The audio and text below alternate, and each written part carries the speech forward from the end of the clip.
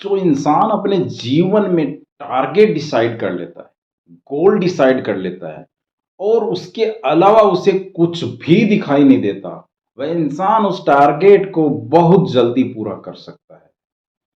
एक बार द्रोणाचार्य जी कौरव और पांडवों को जब धनुर्विद्या सिखा रहे थे, तब उन्होंने एक जंगल में उन्हें ले जा करके कहा, दूर एक पेड़ पर, जो आम का पेड़ था, उस पर एक चिड़िया बैठी थी।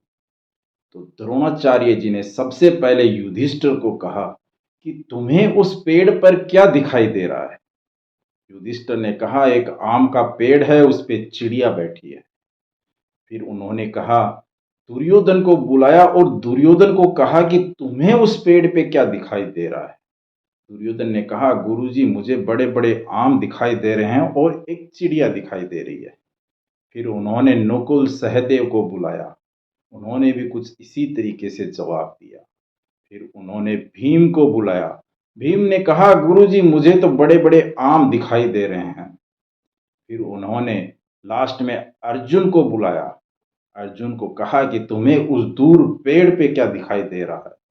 अर्जुन ने कहा, गुरुजी मुझे चिड़िया की आंख दिखाई दे रही है। थोड़ी दूर और ले जाकर के फिर गुरुजी ने कहा कि अब तुम्हें उस पेड़ पे क्या दिखाई दे रहा है? तब अर्जुन ने कहा कि मुझे उस चिड़िया की आंख काफी बड़ी दिखाई दे रही है।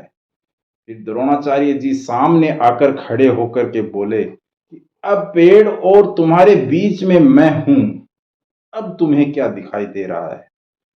तब अर्जुन ने कहा कि गुरुजी माफ करना, मुझे तो सिर्फ चिड़िया की आंख दिखाई दे रही है और इसके अलावा कुछ भी दिखाई नहीं दे रहा। तो दोस्तों, कहने का मतलब ये है कि जब आप अपना टारगेट, अपना गोल डिसाइड करते हो और आपको अपने टारगेट और गोल के सिवाय कुछ भी दिखाई नहीं देता, तभी आप उस टारगेट को अपने जीवन में अचीव कर पाओगे।